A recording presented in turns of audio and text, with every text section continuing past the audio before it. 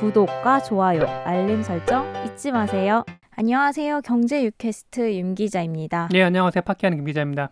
요즘 금융시장 분위기가 많이 안 좋죠. 지수가 맞아요. 많이 떨어졌어요.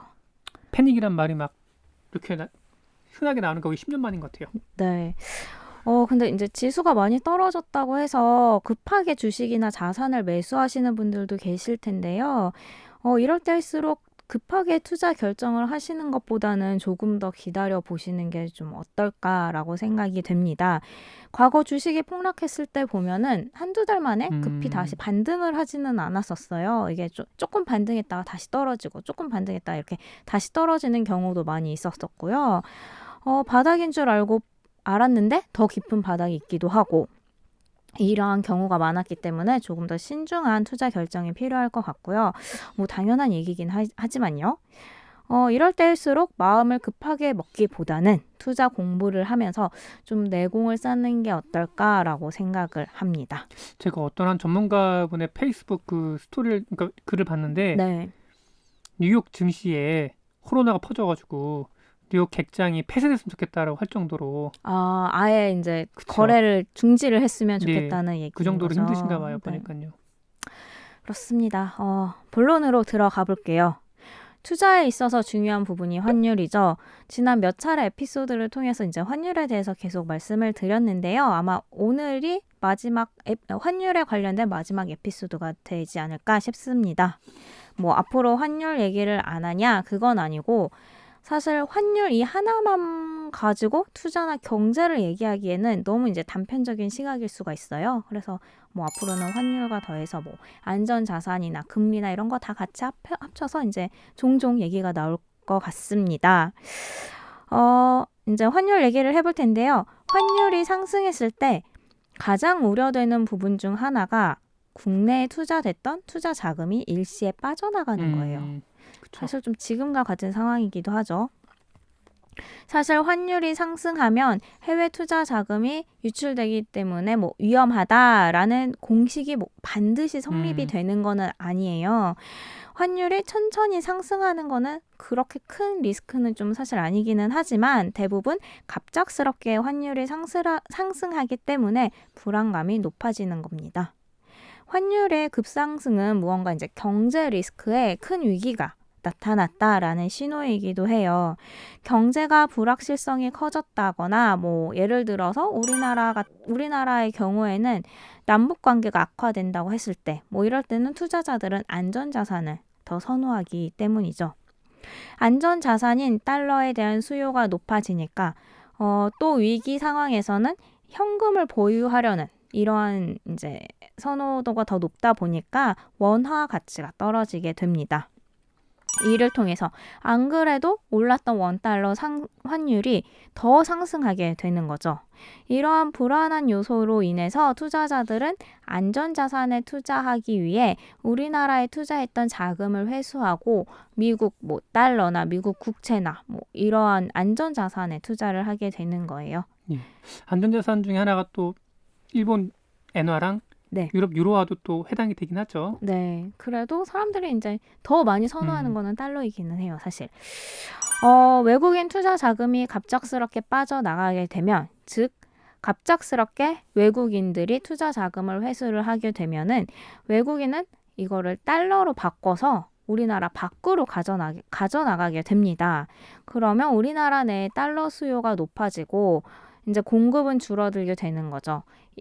외국인이 투자 자금을 회수하는 자산은 주식뿐만 아니라 채권, 부채 다 부동산 이렇게 다 포함이 됩니다. 이러기 때문에 이제 안 그래도 위험한 신호 때문에 원달러 환율이 상승을 하다가 또 이제 달러도 공급이 줄어드니까 더 상승을 하게 되는 거고 이게 계속 이렇게 순환이 되는 거죠. 이러한 시기에 마침 만기가 도래한 부채에 대해서 외국인 투자자가 상환 기간을 연장하지 않을 테니 당장 돌려달라고 했을 때 돌려줄 자금, 달러가 없을 때 국가 부도 위기가 오는 것입니다. 그렇죠. 때에 따라서는 이제 만기가 도래하지 않았는데 이게 신용 등급이 하락을 하거나 이럴 때 이제 이 부채를 급히 상환해야 되는 경우도 있고요. 더 빨리 이렇게 돌려달라고 하기도 합니다. 1997년 우리나라 IMF 외환 위기가 바로 이러한 상황이었어요. 이때 트라우마로 인해서 우리나라는 환율의 갑작스러운 상승과 또 외국인의 투자 자금 유출에 대해서 좀 굉장히 민감하게 반응을 합니다. 그리고 신용등급도 굉장히 민감하게 보고 있죠. 요새는 덜하긴 한데 네, 그 신용등급 우리 상승 뭐 상향 피치나 무디스 이런 데 하는 거를 실시간 뭐 아니면 경제 뉴스로 자주 나왔던 것 같아요. 네, 굉장히 많이 나왔었죠. 그래서 뭐 항상 뭐 이렇게 속보로 나오기도 그쵸. 했었고, 하지만 이제 그러한 일을 겪고 난 이후에 우리나라는 외환 보유고를 좀 많이 쌓아뒀어요. 이 덕분에 아직까지는 큰 우려를 하지 않아도 되는 상황입니다. 그렇죠. 우리나라 수출 기업들이 많이 또 달러를 벌어와 온 덕분에 또 그렇죠. 그래서 항상 우리나라 같은 경우에는 항상 어느 정도의 그 경상수지 흑자를 유지를 하고 있어야지 어느 정도 이제 그런 충격을 대비할 수 있긴 하죠. 네. 그리고 최근에 이제 그 미국과 통화 스와프를 체결을 했기 때문에 이 통화 스와프를 체결했다는 것 자체가 좀 이제 미국에서도 봤을 때 우리나라의 그런 금융이 안전하다 이렇게 보기 때문에 이제 이거를 체결했던 그렇죠. 거거든요. 게다가 다른 나라 입장에서 봤을 때도 얘 미국이 좀 보증을 좀 서줬네, 네. 믿을만하네 그런 생각을 할 수 있게 되는 거고요. 그래서 이제 뭐 97년과 같은 그런 외환 위기 상황은 아무래도 좀 오지 않지 않을까라는 생각을 합니다. 그쵸. 환율 상승과 투자 자금 유출 상황은 우리나라뿐만 아니라 신흥국에도 외환 위기로 다가올 수 있습니다. 네, 우리나라뿐만 아니죠. 97년도 때도 이제 그쵸. 동아시아 쪽 위기가 이러한 위기였어요. 설마 우리한테까지 오겠냐 했는데 네. 확 그냥 밀어닥쳤죠. 이 때문에 만약에 신흥국에 투자를 하셨다라고 했을 때는 항상 해당 국가의 환율을 잘 살펴보셔야 합니다. 환율이 뭐 갑자기 올랐다거나 뭐 이럴 때는 해당 국가에 뭔가 위험한 신호가 감지됐다라는 의미로 보실 수 있을 거예요.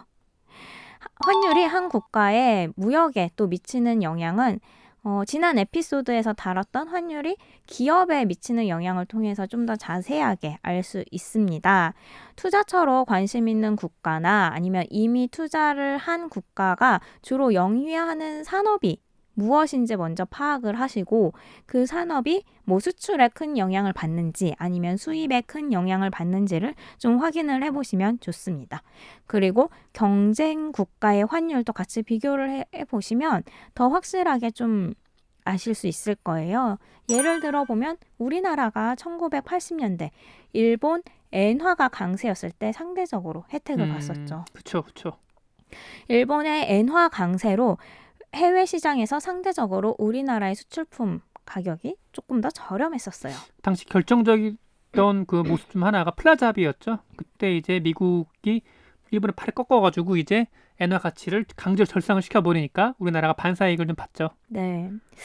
하지만 환율보다도 무역에 더 큰 영향을 미치는 건 아무래도 전반적인 경기 상황입니다. 글로벌 경기가 전반적으로 좋지 않다면 모두가 소비랑 투자를 다 줄이게 되잖아요. 이럴 때는 뭐 아무리 상대 국가보다 우리나라 제품이 싸더라도 사람들이 많이 사지는 않을 테죠. 지금과 같은 상황이네요, 진짜. 네, 그렇습니다. 그래프를 보면 원달러 환율이 상승을 했을 때 항상 우리나라 수출이 늘어났던 거는 아니라는 걸 볼 수 있습니다. 1997년 또 2009년, 2016년에 환율이 상승을 했는데 우리나라 수출 증감률을 보면은 마이너스를 기록을 했어요. 이를 보면은 이제 환율 변동보다는 경기가 더 중요하다라는 거를 보실 수 있고요.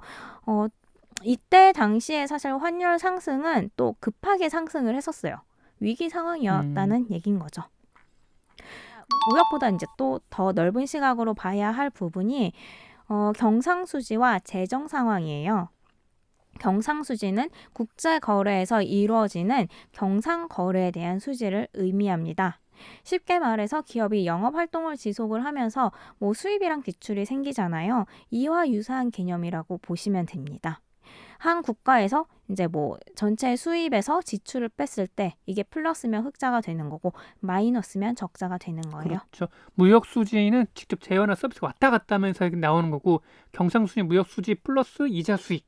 예를 들면 해외 자산 투입해 놓은 게 배당을 받거나 이자를 받거나 그런 걸 다 포함한 게 경상수지가 되는 거죠. 네, 맞습니다. 그래서 경상수지 적자가 지속된다라고 하면은 외화가 우리나라에서 계속 빠져나간다는 의미로 보시면 돼요. 여기에다가 또 국가 재정 적자도 누적이 된다라고 하면은 정부가 쓸 수 있는 카드가 많이 줄어들게 됩니다. 맞아요. 그래서 경상수지 흑자를 꾸준히 유지하면서 재정 건전성을 유지하는 게 우리나라 정부의 또 의무면서 이제 숙제이기도 하죠. 네. 재정 적자는 정부의 이제 살림살이의 적자를 의미를 하는 거예요. 재정 적자 누적은 정부가 계속 들어오는 돈보다 나가는 돈이 계속 많다는 거를 의미를 하는 거고요. 정부의 적자 지속은 우리나라 예를 들어서 우리 가정에서 대출 규모가 점점 늘어난다는 의미로 보시면 돼요. 그러니까 대출이 늘어나도 내가 안정적인 직장을 가지고 있고 갑작스럽게 목돈이 들어갈 일이 없다면 사실 그렇게 큰 위험은 아니에요. 근데 갑자기 실직을 하거나 입원을 하게 되면은 그때 문제가 발생을 하게 그렇죠. 되는 거죠. 재정 적자 누적도 이와 비슷하게 보시면 됩니다. 신흥국이 경상수지 적자와 재정 적자가 누적이 되면은 통화 가치는 하락하게 됩니다. 점점 위기가 다가오고 있다는 의미입니다. 만약 투자하고 있는 국가의 경상수지 적자와 재정 적자가 겹쳐지고 해당 국가의 화폐 가치가 하락하고 달러 강세인 이런 고환율 상황이 계속 좀 지속이 된다라고 하면은 다시 한번 이제 투자를 점검하셔야 합니다. 이러한 상황에서는 작은 리스크도 크게 번질 수가 있기 때문이에요. 이제 강달러 얘기를 한번 해보겠습니다. 강달러, 예. 예, 달러 강세죠. 지금과 같은 상황이죠. 달러 강세가 지속이 되면 미국에는 좋은 일일까요? 안 좋죠. 맞습니다. 대부분의 환율은 달러와 연동이 되기 때문에 이제 환율 상승은 강달러, 또 환율 하락은 달러 약세, 약달러를 의미를 하는 거예요. 달러는 기축 통화이니까요. 미국은 대표적인 소비 국가예요. 전 세계에서 이제 생산되는 많은 제품이 미국에 수출이 되어서 판매가 됩니다. 수입을 많이 하는 미국 입장에서는 이제 달러 강세가 지속이 되면은 수입 물가가 비교적 떨어지기는 해요. 물가 하락으로 이어질 수 있습니다. 물가 하락은 사실 단기적으로 소비자 입장에서는 굉장히 좋은 일이긴 한데 이는 디플레이션을 야기할 수가 있습니다. 디플레이션은 전반적으로 서비스와 상품의 가격 하락하는 이러한 현상을 얘기를 하는 거예요. 처음에는 가격이 떨어져서 좋은데 이 상황이 계속 지속이 된다 보면은 사람들은 소비를 계속 미루게 되겠죠. 오늘 10,000원 하던 가방이 내일 8,000원 한다 이러면은 오늘 가방을 안 사고 내일 사게 되는 거랑 비슷하게 보시면 돼요. 계속 소비를 이제 계속 미래로 미루게 되다 보면은 이게 디플레이션이 오는 거고 디플레이션이 지속되는 상황에서 또 경기 불황이 오면은 정부는 금리 하락 등의 통화 정책을 사용하기 어려워져서 경기를 회복하기는 더욱 어려워지게 됩니다. 지금 전 세계적인 상황인 것 같아요. 사람들 밖에 안 나가고 네. 돈 쓰는 것도 미루고 놀러 가는 것도 미루고 그렇게 하면서 이제 아무리 정부가 금리니 뭐니 통화 정책을 한다고 하더라도 안 먹히는 거잖아요, 이게요. 그렇죠. 금리를 인하를 해도 이게 사실 사람들이 기대감을 갖기보다는 이게 진짜 큰일이구나라는 더 위기감을 느끼고 있죠. 그래서 연준도 그렇고 거기에다 이제 트럼프 형님이 또 한마디 하신 게 또 매번 이렇게 또 픽셀을 내가지고 네. 예. 특히나 또 미국의 디플레이션이 오게 되면은 이게 전 세계 경제에 또 영향을 미치게 됩니다. 이 때문에 다른 국가들도 강달러가 지속을 되는 거를 두려워합니다. 오히려 전 세계 경기가 평화로워지는 거는 달러 약세인 상황에서 다른 국가의 화폐들이 함께 강세를 보이는 현상이 가장 좋다고 해요. 어느 한 국가의 화폐가 강세를 보이지 않는 이상 서로가 비슷한 수준의 그런 수출 경쟁력을 보유할 수 있기 때문이죠. 오늘의 환율과 관련된 내용 에피소드는 여기까지이고요. 환율이 갑작스럽게 상승을 한다라고 보면 상승을 하는 상황이 오면은 이거는 뭔가 경제 위기가 왔다라는 신호로 보시면 될 것 같습니다. 그럼 지금 신호를 강력히 받고 있다. 이렇게 좀 네. 예. 저희는 경제 전문가가 아니니까 쉽게 얘기할 수 있어요. 예. 네. 오늘 내용도 유익했다면 구독과 좋아요, 알림 설정 부탁드리고요. 오늘도 들어주셔서 봐주셔서 감사합니다. 예, 감사합니다. 경제 이슈와 상식이 궁금하시다면 경제 유캐스트 오디오로 듣는 키워드 경제